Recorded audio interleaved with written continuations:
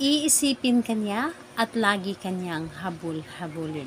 Hello mga guys, kumusta kayo? Panibagong araw, panibagong video na naman tayo. And sa araw na ito, isa na namang video ang aking tuturo sa inyo na simpleng gabay o simpleng pamamaraan na makakatulong sa atin.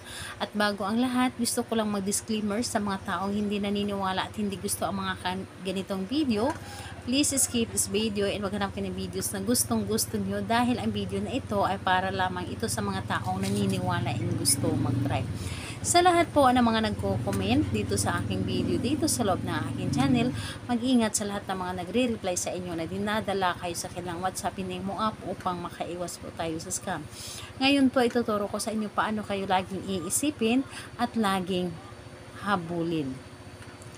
Ito ay pwedeng gawin sa parehasang kasarian, babae ito babae, and lalaki ito lalaki. Siyempre naman sa ating babae at lalaki na mag-partner. And pwede mo itong gawin kahit na kayo ay magkalapit at magka-LDR sa isa't isa. And ayun po, paano nga ba tayo iisipin palagi at habul-habulin ng ating mga partner? Napakadali at napakasimple lamang nito. Kapag ito ay inyong ginawa, dapat po ay buo or galing sa inyong puso ang paggawa nito. Dahil lahat naman tayo ay gugustuhin na tayo lamang ang nilalaman ng ating or tayo lamang ang nilalaman ng isip ng ating partner, lalo na kapag tayo ay malayo sa kanya, lalo na kapag tayo ay sobrang siloso at silosa. Siyempre gagawin natin ang lahat para tayo lamang ang nilalaman ng kanyang isip at hindi niya magawa na lukuhin tayo or tayo lang talaga ang mamahalin sa habang buhay. So, ito ay isa din sa aking mga ginagawa sa aking partner. Kaya naman, yung partner ko ay hindi magtagal sa labas. Halimbawa na lamang ay may pupuntahan siya sa labas or may bibilhin lamang, pero yung isip niya ay nasa akin pa rin. Yung tipong kahit alam niya na uuwi din naman siya pagkatapos, pero pagkadating niya doon ay laging naka-update kung ano na yung ginawa niya or ano yung binibili niya or ano yung napuntahan niya doon. So yung tipong hindi ka mawala sa kanyang isip. So dito po is kailangan mo lamang dito maghanda ng larawan. Sa larawan niya, pwedeng nasa cellphone or tulad po nito. So, kapag ready na yung larawan niya, kailangan mo lamang talaga ihanda ang inyong sarili.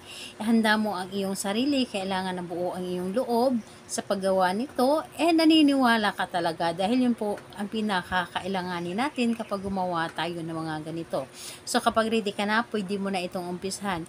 So, ganito po ang aking ginagawa para sa aking partner kapag ito ay umalis sa bahay.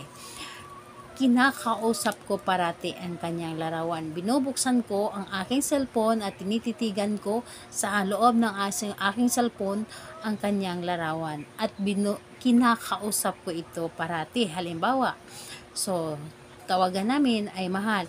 So ang ginagawa ko, mahal, saan ka man naroroon, pagkadating mo doon, ako pa rin ang iisipin mo, hindi ako mawaglit sa iyong isip or hindi kami mawaglit sa iyong isip.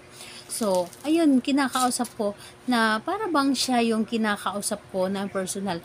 Kaya naman pagkadating niya doon sa kanyang pinupuntahan ay agad itong nakachat or agad itong nakatext. Yung tipong updated siya sa lahat ng ginawa niya. Yung tipong hindi siya magtagal kung saan man siya pupunta. Yung tipong hindi siya magiging masaya kung hindi ako ang kasama or hindi kami ang kasama. So, ganun po ang gagawin po ninyo. Lagi nyo lang kausapin ang kanyang larawan.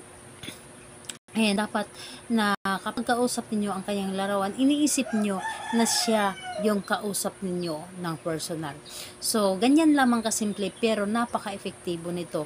And yung partner ninyo ay laging updated anuman ang kanyang ginagawa.